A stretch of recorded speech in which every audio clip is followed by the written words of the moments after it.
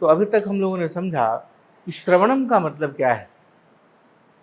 9 प्रकार से हम भगवान का भजन कर सकते हैं, अर्थात सेवा कर सकते हैं। हम लोग समझ सकते हैं कि हम ईश्वर के भजन का तात्पर्य कोई यांत्रिक या कोई रीति रिवाज या कोई कर्म कांड नहीं है। तो क्या है? 9 प्रकार से हम लोग उनकी सेवा में आगे बढ़ सकते हैं। जब हम कहते हैं सेवा, तो इस सेवा का उद्देश्य क्या है? हम लोगों ने समझा है इस बात को कि जिस चीज से हमें बहुत अधिक आसक्ति है, उन तमाम चीजों से हमें आसक्ति से रहित करने की यदि कोई प्रक्रिया हो सकती है तो ईश्वर की सेवा है।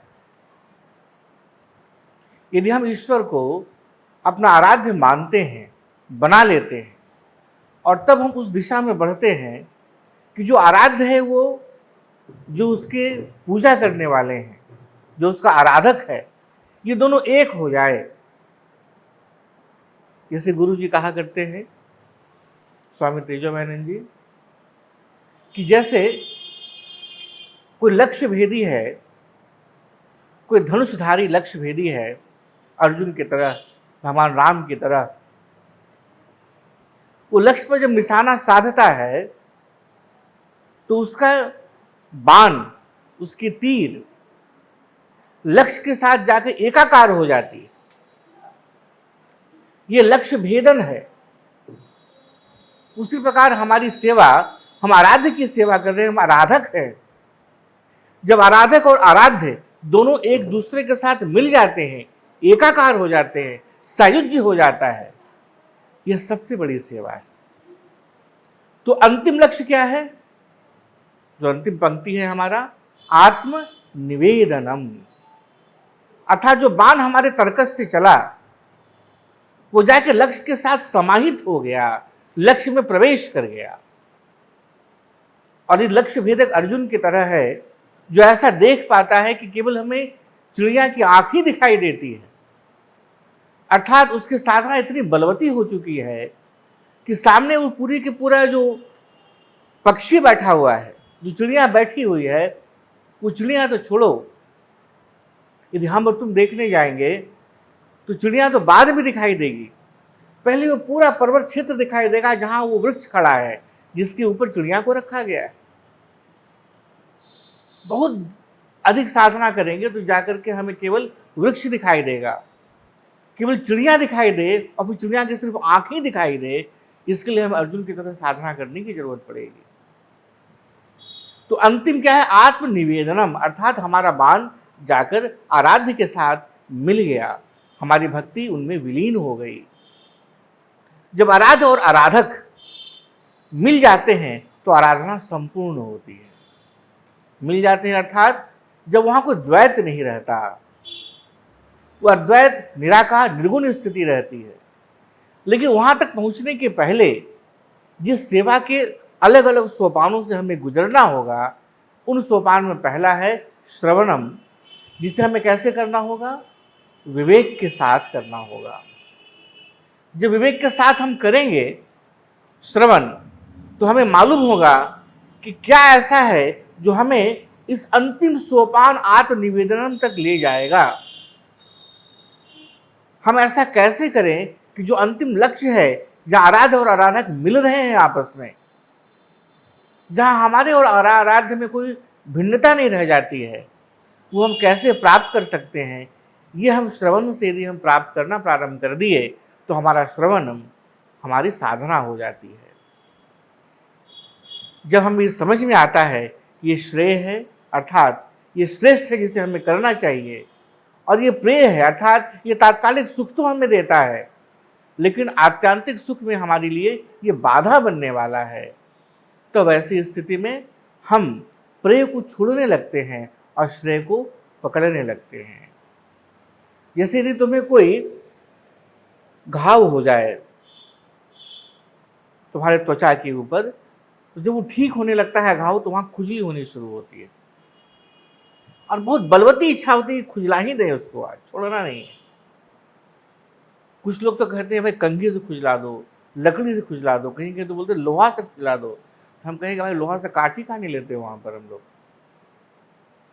तात्कालिक रूप से खुजलाने में कितना आनंद आता है, लेकिन जितना ज्यादा खुजलाएंगे हमारी पीड़ा, हमारा वो रोग उतना ही अधिक बढ़ता चला जाएगा। ये सिगरेट पीने वाला व्यक्ति जो है, जो उसके दोष से भर चुका है, उसकी लत लग चुकी है, उसे नशा में है, वो यदि निर्णय करे कि नहीं हम इतना सिगरेट पिएंगे कि सिगरेट पीने की लत ही खत्म हो जाए, वो आदमी खत्म हो जाएगा, लेकिन उसकी लत खत्म होने वाली नहीं है। जब वो सिगरेट पी रहा होता है तात्कालिक सुख उसे मिलता है, लेकिन कुछ ही दिनों के बाद कालांतर में जब उसे तरह तरह के जो कर्क रोग होने शुरू होते हैं, विचित्र विचित्र प्रकार के उसके अंदर रोग का उदय होता है, जिसका नाम भी हम लोग ठीक से नहीं बोल पाएंगे। उसी प्रकार जैसे ही श्रवणम से हम समझने लगते हैं कि ये अभी तात्कालिक रूप से सुख देता प्रतीत तो होता है, लेकिन श्रेयस्कर मार्ग में ये बाधा है, उसको हम छोड़ने लगते हैं।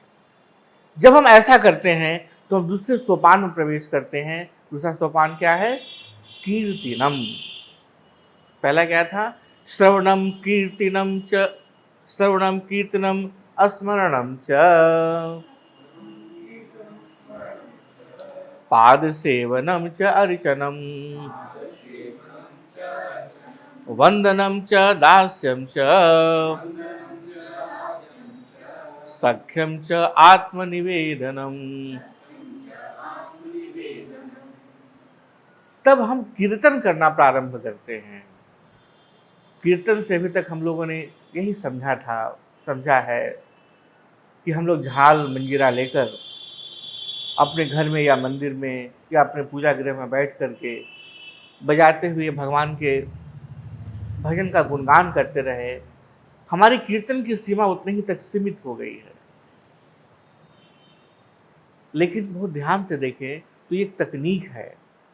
जब श्रवण से हमें समझ में आ गया, विवेक हो गया कि क्या नित्य है और क्या अनित्य है, तो हम कीर्तन किसका करना शुरू किए? उसका जो नित्य है। और किसके कीर्तन को हम छोड़ दिए? जो अनित्य है। अभी भी हम लोग कीर्तन कर रहे हैं। हम लोग तमाम लोग 24 घंटा 7 दिन 365 दिन कोई क्षण ऐसा नहीं जब हम कीर्तन नहीं करते। कभी तुम सन्नाटे में अकेले एकांत में बैठे होगे तो तुम देखोगे कि तुम्हारे अंदर बहुत प्रकार के कीर्तन चल रहे हैं। कभी कभी तुम ही अपने आप को अनेक लोगों में बांट लेते हो। एक अपना ही पक्ष बनाते हो कि मेरा शत्रु पक्ष हो गया, फिर मेरा पक्ष हो गया, फिर युद्ध करने लगते हो आपस में ही, क्रोध में भर जाते हो।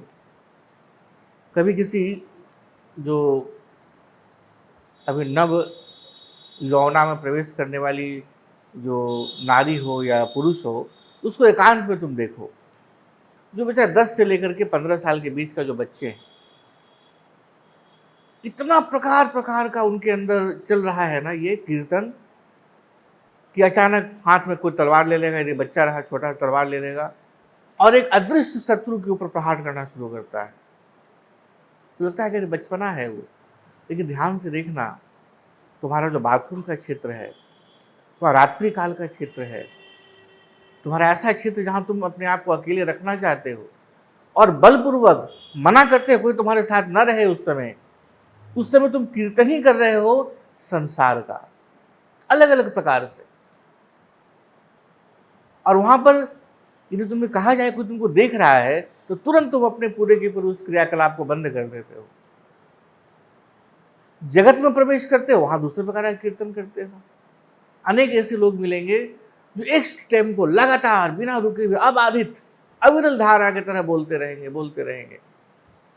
तुम यदि मिल लो उनसे, उनको यदि बताना है कि हम आपसे मिलने के लिए रांची से आए हैं, तो प्रारंभ करेंगे कि उनका जन्म कुआलालंपुर में हुआ था 1965 में, लेकिन किसी कारण से उनका पूरा परिवार कराची चला गया।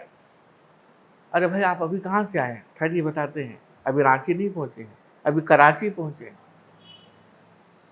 वो कीर्तन कर रहा है बैठा हुआ, उसके पास कोई और ऐसा कुछ तत्व उसको नहीं मिला है जिसका वो चिंतन पुनः पुनः कर सके। जो कूड़ा करकट उसके पास भरा हुआ है उसी की बातें करेगा, उसी को बोलेगा, करेगा।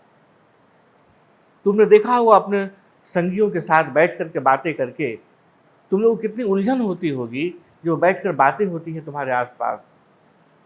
दृष्टा भाव रखने की जो साधना हम लोगों ने बताई है, की है, तुम्हें वो अपने मित्रों के साथ, ऐसे मित्रों के साथ करने में बहुत सुविधा होती होगी जो मित्र सांसारिक कीर्तन करते हुए तुम्हारे आसपास बैठे हुए रहते हैं। उनका एकमात्र लक्ष्य क्या होता है, इस पर विचार करें कि किस मोहल्ले के किस लड़के ने या किस लड़की ने क्या क्या किया है। तुम्हें उन्हें बताओ कि अरे भाई थोड़ा सा साधना कर लेते हैं, देखो कैसे मन को नियंत्रित करे, क्या देखो बाबा बन रहा है अभी से। तो वहां पर तुम लोग सांसारिक रूप से बात करने के लिए वहां लीन होते हो, लेकिन अंदर कहीं ना कहीं वहां से तुम बाहर हो। उस पूरे भीड़ भाड़ भरे वातावरण में भी तुम एकांत में हो, यदि तुमने साक्षी भाव के साधना को समझा है और करने में सक्षम होते चले जा रहे हो। कि तुम रहकर भी वहां पर तुम नहीं हो, लेकिन पकड़े नहीं जाना। तुम रह के वहां पर नहीं हो, तुम्हारा चेहरा सपाट हो गया पूरी तरह से, तो पकड़ लेंगे लोग तुम्हें और तब खूब मजम्मत करने वाले कि कहानी कहाँ खोया रहा, दिमाग खराब हो गया, पागल है ये। इसलिए बहुत शानदार अभिनय भी करना पड़ता है कि हाँ क्या बात बताए, अच्छा तुम प्रथम आ गए, तुम फेल कर गए, अरे राम राम, अच्छा ठीक है करेंगे एक बार। तुम्हारा ब्रेकअप हो गया, अच्छा तुम्हारा मेकअप हो गया, अरे बात करते रहना पड़ता है। क्योंकि ये सांसारिक कीर्तन में तुम बैठे हो, तुम वहां पर कहने लगो कि ना अब तुम्हें आध्यात्मिक कीर्तन ही करेंगे हम, तो समाज तुम्हें जीने नहीं देगा वर्तमान में। तब तुम ऐसी स्थिति में क्या करते हो, ऐसे संगियों की तलाश करते हो जहां तुम आध्यात्मिक कीर्तन कर सको, अर्थात आध्यात्मिक बातें कर सको। ये तुमने समझ लिया कि नित्य और अनित्य क्या है, तो हम लोग ग्रुप डिस्कशन करते हैं ना, ये ग्रुप डिस्कशन का महत्व विस्तार कीर्तन है, जहां ग्रुप के सारे लोग बैठ करके एक ही प्रकार की बातें कर रहे हैं और वो बातें आध्यात्मिक हैं, तो वो कीर्तन है। तुम लोग अलग अलग क्षेत्र से आए हो यहाँ पर, जहां जहां हम गए कक्षाएं लेने के लिए, मिलने के लिए, बाकी सब तो नहीं आए, क्योंकि बाकी सब कहाँ विलीन थे, भौतिक कीर्तन में विलीन है। वो उन्हें फुटबॉल खेलना है, क्रिकेट खेलना, उसको मना नहीं है, वो भी लक्ष्य है जीवन का, वो भी एक अंग है जीवन का। लेकिन केवल डुमकिन करना ही करते करते रह जाएं जीवन भर, ये उसका अंतिम लक्ष्य नहीं हो सकता, वो साध्य नहीं हो सकता। वो साधन है उस सुख की प्राप्ति के लिए जो अनंत और शाश्वत है, जो जीवंत है, जो पूर्ण चैतन्य है, जो अनुभवजन्य है।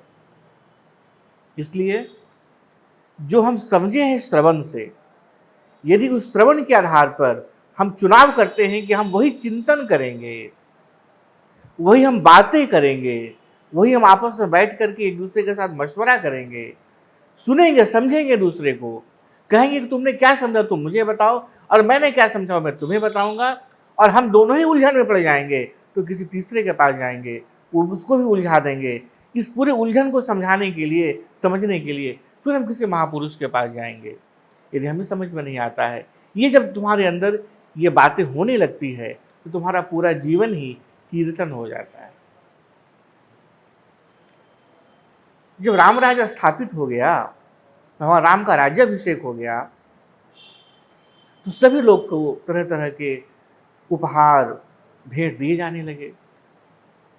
सोचो भगवान राम स्वयं जहां बैठे हैं, मूर्तिमान लक्ष्मी जहां स्वयं बैठी हैं, जो पूरे ब्रह्मांड की जो श्रेष्ठतम देव हैं जो वहां उपस्थित हैं, वहां कैसे कैसी निधियां होंगी, कैसे कैसा वैभव होगा, कैसा कैसा ऐश्वर्य होगा। हम लोग हीरे पन्ने और मोती समझते हैं थोड़ा बहुत, जहां पहाड़ों का पहाड़ है उसी प्रकार का, जो स्वर्ण रत्न से भरा हुआ। तो दिल खोल करके माता लक्ष्मी, दिल खोल करके माता सरस्वती, माता पार्वती स्वयं अन्नपूर्णा बांट रही है सबको सीता माता के माध्यम से। हनुमान जी को एक बहुत ही कीमती अद्भुत माला मिला, उनको दिया गया। तो बाकी सब लोग तो लिया, आनंद मनाते हुए, राम का गुणगान करते हुए, धर्म की स्थापना का जय करते हुए सब आनंद से चले गए। हनुमान जी कोना में लेके उस माला को बैठ गए और उसके एक एक दाना को लेते, हनुमान जी उसको ऐसे करके तोड़ते, बारीक करते, खोजते उसमें ऐसे और फिर फू करके उसको पका देते। क्या लोगों ने कहा कि बताइए, इतना मुश्किल से, इतना अमूल्य इनको उपहार मिला, ये माला इतना अद्भुत है कि ऐसा माला पूरे ब्रह्मांड में नहीं हो सकता। जो रत्न इसमें जड़ा है वो ऐसा दुर्लभ रत्न है कि कभी पृथ्वी पर या किसी ब्रह्मांड किसी दूसरे ग्रह में कभी बनाया नहीं गया। एक ही बार ईश्वर ने उसको बनाया और इसका माला बना करके दे दिया गया हनुमान जी को, तभी उसको तोड़े जा रहे हैं, फोड़े जा रहे हैं। क्या है मतलब, नहीं सुधरेंगे, कभी नहीं सुधरेंगे। तो लोगों ने समूह बना करके इसकी शिकायत की माता से, सीता माता से। सीता माता ने सम्मन भेजा कि भाई जरा आओ, बताओ। वो पूरा बुरादा को लेकर के, जो माला को बुरादा में परिवर्तित कर चुके थे, एक पोटली में भर के पहुंचे वहां। हाँ माता बताइए। बोले कह रहे भाई तुमने क्या दशा कर दी इसका, क्यों किया ऐसा?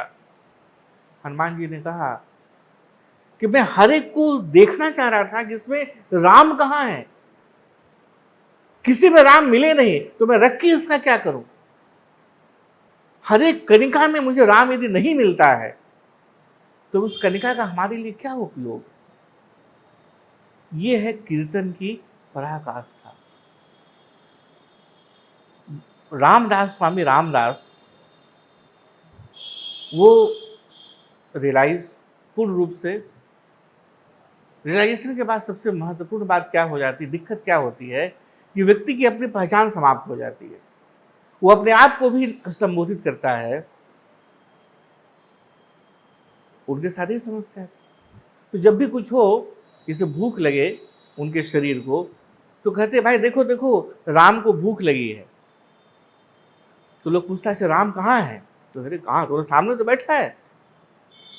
तो बोला आप, नहीं नहीं नहीं नहीं, राम को भूख लगी, मुझे क्यों लगेगी? इस बोध में जो प्रवेश किया हुआ है। तो जो फैनेटिक लोग हैं या जो है कट्टरवादी लोग कहेंगे कि विचित्र आदमी अपने आप को राम बोलते हैं। तो एक दिन वो विदेश में कहीं प्रवचन दे रहे थे तो अच्छी धुलाई हो गई उनकी। तो कट्टरपंथी लोग हैं तो मानने तो तैयार नहीं होते हैं, क्योंकि बौद्धिकता की पराकाष्ठा है जहां आप ये सब बात कर सकते हैं। तो पूरा मजम्मत उनका खूब अच्छा खासा धुलाई हुआ। तो आए, बोले क्या मजा आ गया आज, राम की इतनी धुलाई हुई, हम तो खूब देख के आनंद लिए इसका। समझे से किसकी पिटाई हुई, लेकिन चोट तो आपको लगी है, मुझे कहाँ लगी है, ये तो राम को लगी है। कोई निंदा करे तो कहेगा राम का गजब निंदा हो रहा है आजकल। तो कोई प्रशंसा करेगा, अरे वाह वाह राम की तो प्रशंसा हो रही है।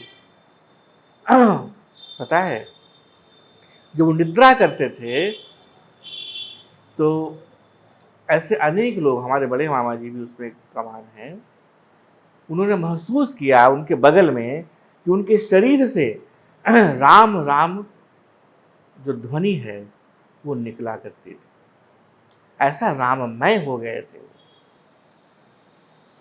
शरीर सोने के बाद, और कभी कभी तो ऐसा होता था कि गहरी निद्रा में है और मुंह अपना खुला है, राम राम राम राम करते। जो संकीर्तन करवाते थे राम राम का, उसका टेप कभी तुम लोग सुनना, कभी अपना ने अपने यूट्यूब पर शायद आ गया हो, हम लोग तो उनका टेप मंगवाते थे। उस कीर्तन का इतना प्रभाव है, जो उनकी उपस्थिति का तो बात ही अलग होगी, जिस अपनी उपस्थिति में जो वो कीर्तन करवाते थे उसका तो कोई अलग ही ऊंचाई थी। जाओ बेटा अंदर जाओ, उसको बंद करो।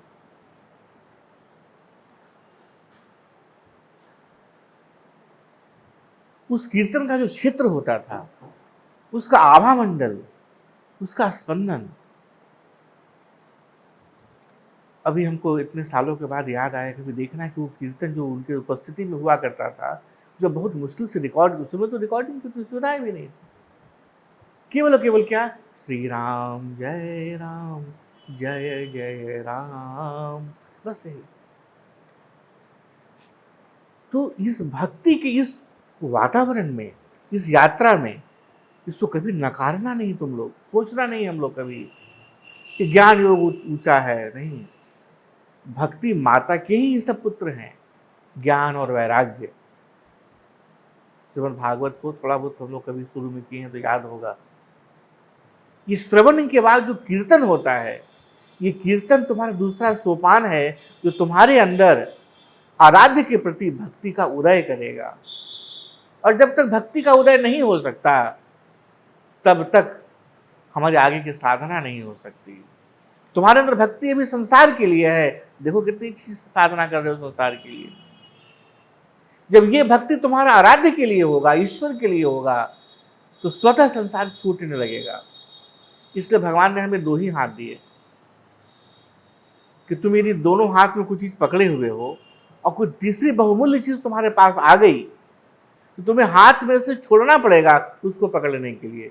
इसी उद्देश्य से दो ही हाथ दिए।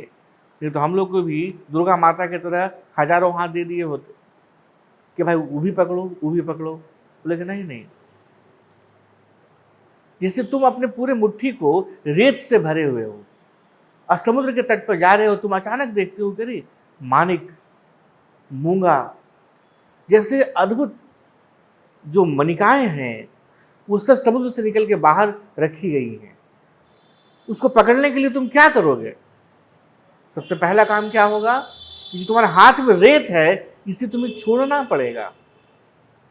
और ये तुम्हारा 10 हाथ रहता तो भगवान ये रावण की तरह कहते ठीक है ये 2 तो रहेगा, उसके अलावा उसको पकड़ लेते हैं। तो भगवान ने अच्छा किया कि 2 ही हाथ दिया। उसी प्रकार श्रवण से जब तुम्हें समझ में आ जाता है कि नहीं ये नित्य है और ये अनित्य है, तो फिर हम कीर्तन करना शुरू करते हैं जो नित्य है और उसे छोड़ना प्रारंभ करते हैं जो अनित्य है। जब ऐसा हम करेंगे तो उसका अगला सोपान क्या होगा, अगली सीढ़ी क्या होगी? स्मरणम। तुम वही सोचते हो जो तुमने सुना है और जिसका तुम कीर्तन करते हो। एकदम बिल्कुल सोपान है। अपने जीवन को देखो, तुमने श्रवण को पकड़ लिया, एकदम बिल्कुल स्वाभाविक रूप से कीर्तन होने लगेगा। तुमने कीर्तन को पकड़ लिया, स्वाभाविक रूप से श्रवण होने लगेगा, स्मरणम होने लगेगा। हम लोग कितनी देर प्रवचन की इस श्रृंखला में बैठते हैं? 24 घंटा में 1 घंटा। इस 1 घंटे का प्रभाव ऐसा है कि 24 घंटा तुम एक न एक बार विचार कर लेते हो कि अच्छा ऐसी कक्षा हुई थी। जो बिल्कुल इतना ही ज्यादा अपनी वासना से भरा हुआ है कि एकदम आयरन प्लेट लेकर के आया है, पाषाण पटल लेकर के आया है अपने मस्तिष्क पर, कि इस सोच करके आया है कि हम इनके बात को तो किसी हालत में नहीं सुनेंगे। वो भी यदि लगातार सत्संग में बैठने लगता है तो उसके मन में भी एक बारीक इच्छा आती है जानने के लिए कि क्या भगवान भगवान करते रहता है, जब सुन के देखते हैं क्या है। सत्संग की, श्रवण की, कीर्तन की ये महिमा है। तुम आसक्त कैसे होते हो किसी के प्रति, किसी वस्तु के प्रति, व्यक्ति के प्रति या परिस्थिति के प्रति तुम कैसे आसक्त होते हो? इस विज्ञान पर विचार करें यदि हम लोग। पहले तुम उसके बारे में सुनते हो। यहाँ पर सुनने का मतलब अपने इंद्रियों की किसी भी चीज से तुम उसका अनुभव करना भी हम लोग कहें। यदि हम पुरुष को लेके चले, यदि किसी स्त्री के प्रति आसक्त होता है तो कैसे आसक्त होता है? संभवतः सुना कि वाकई ऐसी स्त्री है कि वो गज की तरह चलती है, गजगामिनी है। तब उसके बारे में वो कीर्तन करना शुरू करता है, पूछता है राम से, पूछता है श्याम से, पूछता है रहीम से, पूछता है जॉन से, इब्राहिम से कि वो गजगामिनी कहाँ मिलती है, कहाँ रहती है। वो ये कीर्तन शुरू हुआ। फिर यदि कभी उसको देख लिया तो श्रवण के साथ वो शामिल हो गया। तब वो रात के समय, दिन के समय घूमते टहलते स्मरण करना शुरू करता है। फिर वो चलते फिरती प्रकृति बन जाती है। 14वीं का चांद बन जाती है, कभी पूर्णिमा बन जाती है, कभी हिरण की तरह कूदने लगती है, कभी कोयल की तरह कूकने लगती है। जितने प्रकार के पक्षी हैं सब उसके अंदर आ जाते हैं। और जितने प्रकार के अच्छे अच्छे सौंदर्य की प्रकृति है वो सब, वो जब आकाश देखता है उसमें बादल मंडराते नजर आते हैं तो उसे उसके केश नजर आते हैं।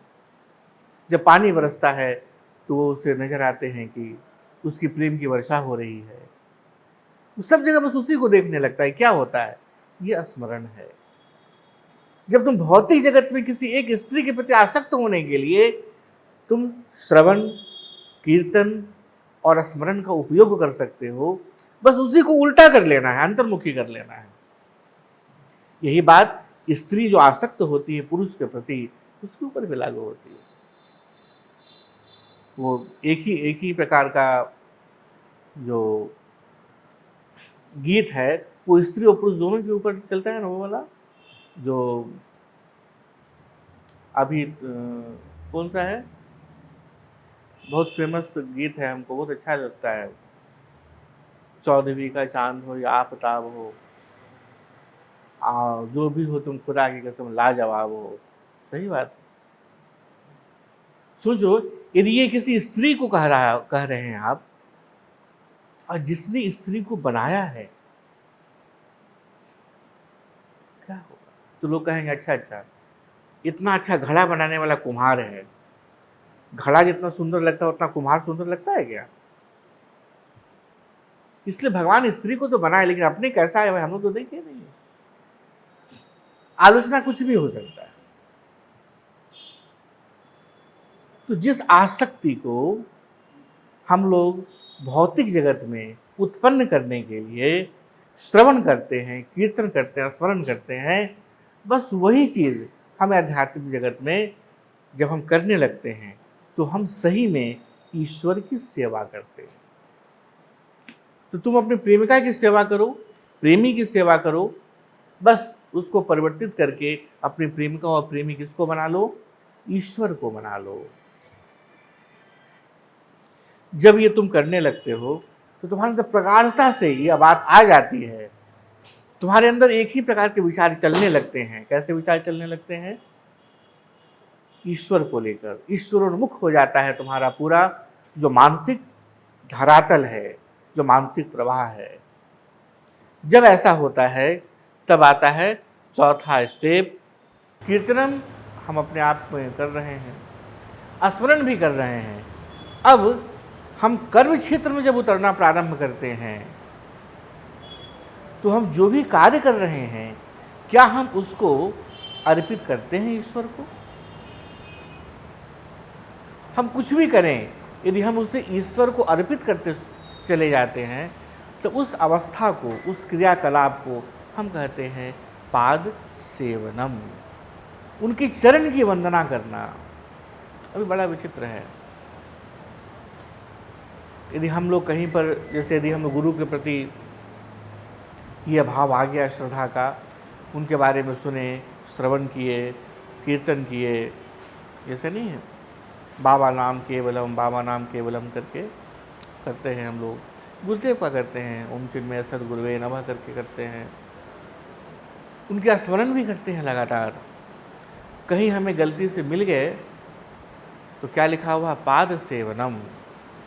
तो खड़े भी हैं यदि तो पकड़े जोर से पैर उनका कि सर आज तो नहीं छोड़ेंगे गुरु जी, ये हम हर हाल में चौथा सोपान को आज हम क्रॉस करने वाले हैं। पैर पकड़ के धड़ाम से खींचे उनको, बेचारे धड़ाम से गिरे। बोले आप कहीं रहिए, पैर हम लोग को चाहिए। वो बोले बचाओ बचाओ, बोले तो मुंह बांधो इनका, ये पैर देने को राजी नहीं है, बढ़िया गुरु नहीं है।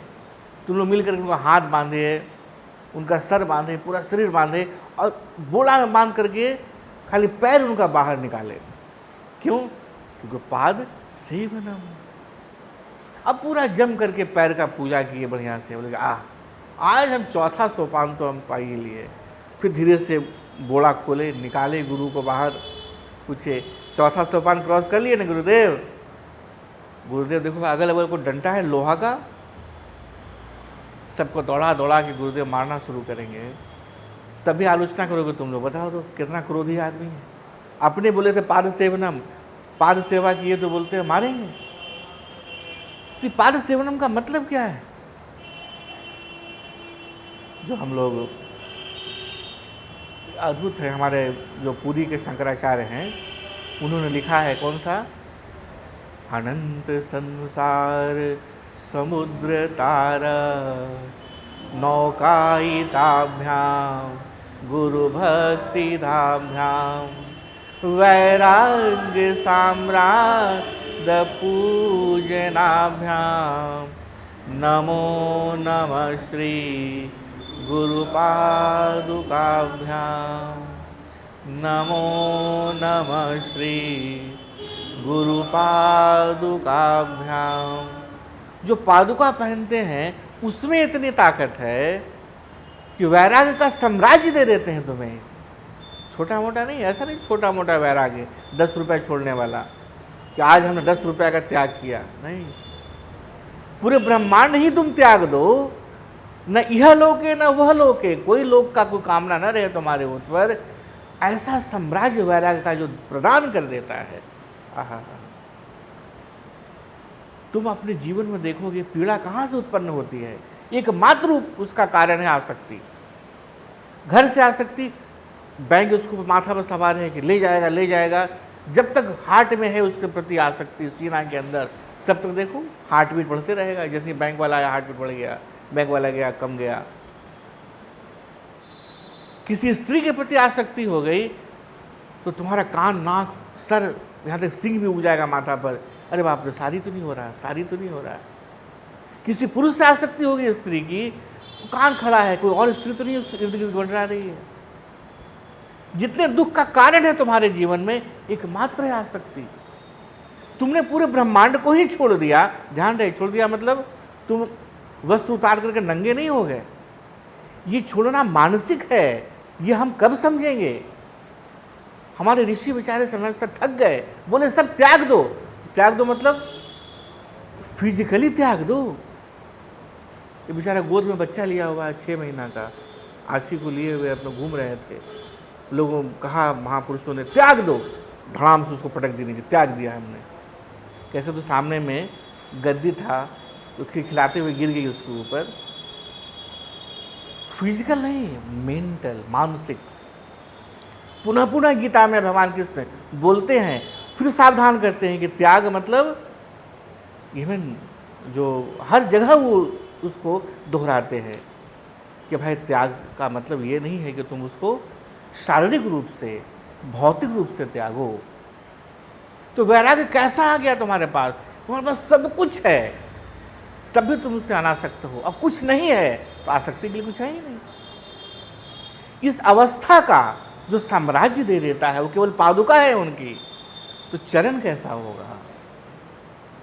हम लोग इसको अखंड मंडलाकार में हम लोग पढ़ते हैं कि उनके जो पैर के नाखून हैं उसमें स्वयं वैराग्य, विवेक, मुमुक्षत्व, समाधि सठ संपत्ति हीरा और मानिक की तरह जड़े हुए हैं। इन सब का मतलब क्या है? यदि तुम इस प्रकार से बताओ किसी को तो कहेंगे वाह वाह, हम तो कितना बार गुरुदेव का पैर देखे, सपाट है बिल्कुल, कहीं तो कुछ दिखता नहीं। जैसे कोई कवि कह रहा है जैसे कि तुम बिल्कुल ऐसे चलती हो जैसे हिरन। देखो हिरन को पकड़ के ले आया एक आदमी, तो देखो तो दोनों को चलाओ तो कहाँ चलती हिरन के जैसा। अरे भाई विचित्र है, क्या भावना है उसको देखना नहीं है। अनेक ऐसे बेवकूफ़ों की मंडली है जो कहते हैं जो लिखा है उसी को पढ़ेंगे। अरे भाई यदि ऐसा रहता तो पढ़ाने वाले की जरूरत क्या थी? जो लिखा है उसी को पढ़ो। नौका ये ताभ्याम, क्या गुरुदेव का कोई इतना छोटा सा खड़ाऊं नौका के जैसा चला के दिखाओ? वो साम्राज्य देने वाला।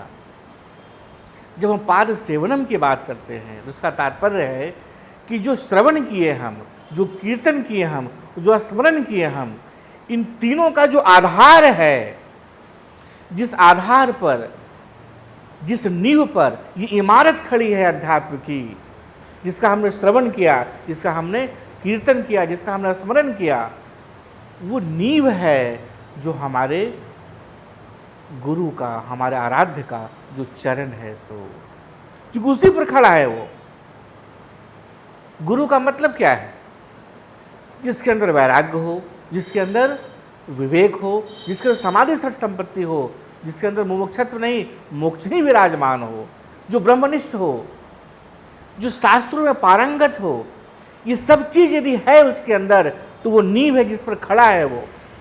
गुरु कोई व्यक्ति नहीं है, गुरु कोई पुरुष या स्त्री नहीं है, गुरु एक अवस्था है। इसलिए महर्षि श्रीमद् भागवत में बताते हैं कि हमारे बहुत सारे गुरु हैं। हाड़ मांस का एक पुतला वाला गुरु नहीं, ऐसे 24 अलग अलग गुरुओं के बारे में वो बताते हैं कि इससे भी हमने ये सीखा, इससे भी हमने ये सीखा, इससे भी हमने ये सीखा। पूरा जगत ही तुम्हारे लिए गुरु हो जाता है जब तुम्हारे पास ये 3 चीज़ें आती हैं। कौन कौन सा चीज़? सही श्रवण, सही कीर्तन और सही स्मरण। तब जो उसका आधार है, जिस आधार पर तुम्हारा गुरु तत्व खड़ा है, जिस आधार पर तुम्हारा आराध्य खड़ा है, तब उस तत्व की तुम सेवन करना प्रारंभ करते हो। उस तत्व का सेवा प्रारंभ होती है, जो तत्व के कारण गुरु को गुरु कहा जा रहा है, जिस तत्व के कारण आराध्य को ईश्वर कहा जा रहा है, उसका सेवन करना। अर्थात हम इसको इस भाव से काम करना जगत में कि सब कुछ ईश्वरमय है। आज हमारे जन्मदिन पर एक कार्ड दिया गया एक प्यारी सी बच्ची के द्वारा कुछ साल पहले। तो आज सफाई हो रहा था घर में, तो कहीं पड़ा हुआ मिला, तो विरोध के स्वर हुए, वाह वाह, देखिए तो इतना अच्छा से आपको दिया गया भेंट, आप कहाँ फेंक दिए थे? ऐसे ही इधर उधर रखा हुआ, तमाशा है, कोई आपको कदर नहीं है। इतना प्रेम से, इतना भाव से, श्रद्धा के साथ, भक्ति के साथ आपको कार्ड दिया गया, आपने रखा भी नहीं ठीक से उसको। ठीक, कितना प्यार प्यारे से लिखा हुआ है। हम उसको वो ध्यान से देखे तो तारीख भी नहीं लिखा हुआ था, तो जो आज की तारीख डाल देते हैं, आज ही मिला था हमको। एक छोटा सा कार्ड दिया गया, उसके प्रति हमको अनुग्रहित होने के लिए कहा जा रहा है, उसके प्रति प्रेम से भरने के लिए हमको कहा जा रहा है। और जिसने तुमको ये जीवन दिया, जिससे कारण तुम्हारे अंदर प्राण शक्ति है, जिससे कारण तुम हमको 2 लात मार सकते हो, या हमसे तुम प्रेम कर सकते हो, घृणा कर सकते हो, तुम दूसरे को क्यों नहीं मार सकते हो, आलिंगन कर सकते हो, दूसरे का भेंट ले सकते हो, दे सकते हो, वो ईश्वर तत्व तुम्हारे, तुमने क्या कृपा किया है तुम्हारे ऊपर, उसके प्रति अनुग्रह से भर नहीं सकते। कार्ड जिसे दिया गया, कार्ड दाता हमें याद है, लेकिन जिसने कार्ड दाता का निर्माण किया, उस ईश्वर को हम याद करने को राजी नहीं है। ये वो पाद सेवनम है कि जब हर एक चीज में हम ईश्वर देखने लगते हैं, हर कर्म में ईश्वर देखने लगते हैं, हम असफल होते हैं तथाकथित, कभी असफल नहीं होते हम, उसमें ईश्वर देखते हैं। हम विजयी होते हैं तथाकथित, हम कभी विजयी नहीं होते, उसमें ईश्वर देखते हैं। हम प्रसन्न होते हैं तथाकथित, कभी प्रसन्न नहीं होते हम, उसमें ईश्वर देखें। हम उदास, निराश, हताश होते हैं, रोते हैं, रुदन करते हैं छोटी छोटी बातों पर कि तुमने ऐसा कह दिया, फिर हंसने लगते हैं, तुमने ऐसा कह दिया, फिर रोने लगते हैं, तुमने ऐसा कह दिया। ये चलते रहता है, उसमें हम देखने लगते हैं ईश्वर को, तब वो पाद सेवनम है।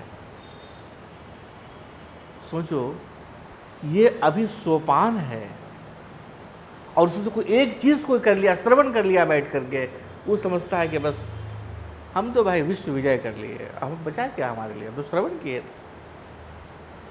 अंतिम लक्ष्य क्या है? आत्म निवेदनम, जो हमारी कल्पना के बाहर है आत्मनिवेदन। तुम आसक्ति से भरकर अपने आप को नष्ट कर देते हो, ये कहते हुए कि बस तुम्हारे प्रेम में मैं कुछ भी कर सकता हूँ, और तरह तरह का प्रयोग करते हो कि कैसे तुम अपने शरीर, मन और बुद्धि की असामयिक हत्या कर दो, अकारण हत्या कर लो अपनी खुद को, केवल इसलिए कि कोई स्त्री या पुरुष जो है वो तुम्हारे मनोनुकूल कार्य करने को राजी नहीं है, और तुम तथाकथित रूप से उससे आसक्त हो, लेकिन तुम उसे प्रेम करते हो। फिर क्या होता है कि तुम ठीक अपोजिट हो जाते हो, वही व्यक्ति तुम्हारे घृणा का पात्र बन जाता है, जस्ट अपोजिट। कहते हैं तुमसे अधिक घृणा हम किसी और से करते ही नहीं, उस कारण भी तुम आत्महत्या कर लेते हो। क्यों? क्योंकि भाई घृणा कर रहा है तो कुछ कर ही नहीं पा रहे उसके लिए, उसको नष्ट करने के लिए। उसको हम नष्ट नहीं कर पाए, खुद को नष्ट कर लेंगे। ये जो डोल ड्रम चल रहा है तुम्हारा, इससे पूर्ण मुक्ति, पूर्ण बाहर आ जाना, यह है पाद सेवनम। जब तुम्हारे ये तमाम झंझावात तुम्हें कुछ बताते नहीं। तुम लोगों ने देखा होगा, श्रीहन अम्मा के साथ हम लोग गए थे, जीवंत चलती फिरती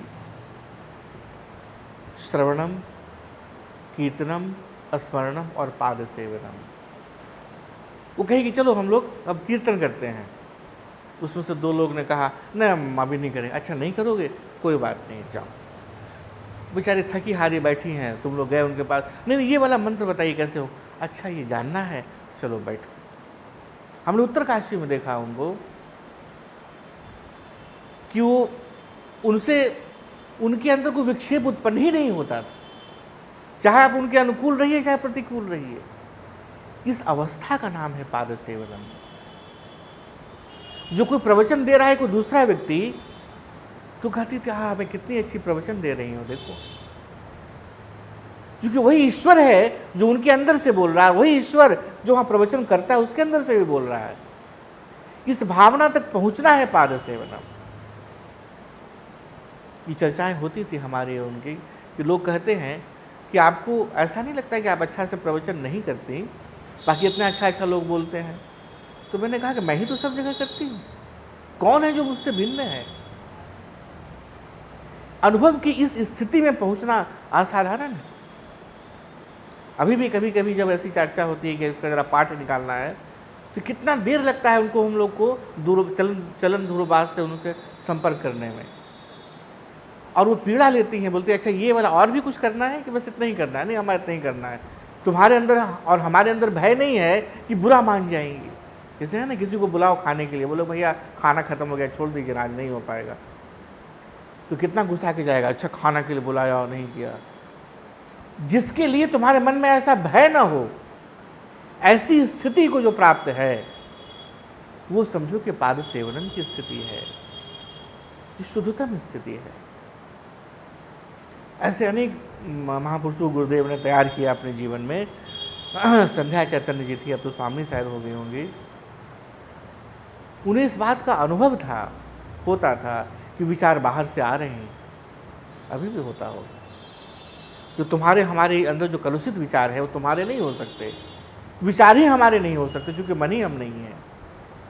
ये पाद सेवनम से स्थिति आती है कि तुम्हें आहिस्ता आहिस्ता ये पता लगने लगता है कि ये हमारा नहीं, बाहर से तुम दृष्टा हो जाते हो, उसको बाहर से आते विचारों को देखने लगते हो। तो श्रवणम कीर्तनम स्मरणम तब पाद सेवनम। जो हमने श्रवण किया, जो हमने कीर्तन किया, जो हमने स्मरण किया, उससे जब जीवन में हम उतारने लगते हैं तो हम पाद सेवा करते हैं, गुरुदेव की चरणों की वंदना करते हैं। वो सेवा है उनका। इस प्रकार से हम लोगों ने क्या समझा कि भजन का मतलब, हम 4 सोपान को अभी हम लोग समझ रहे हैं। क्या क्या? श्रवणम कीर्तनम स्मरणम च पाद सेवनम। अब इसके बाद बचा है अर्चनम, उसके बाद तो ज़्यादा नहीं बचा है। फिर बचा है वंदनम, फिर उसका दास्यम, फिर सख्यम चात निवेदनम बचा है, ज़्यादा तो है नहीं। तो हम लोग देखेंगे बाकी को कल, क्योंकि ज़्यादा एक दिन में करने से थोड़ा सा सुपाच्य नहीं है। श्रवणम कीर्तनम स्मरणम च पाद सेवनम च अर्चनम वंदनम च दास्यम च सख्यम च आत्मनिवेदनम। भज गोविंदम भज गोविंदम गोविंदम भज मूढ़मते। संप्राप्ते सन्निहिते काले नहीं नहीं रक्षति डुंकृन करने। भज गोविंदम भज गोविंदम।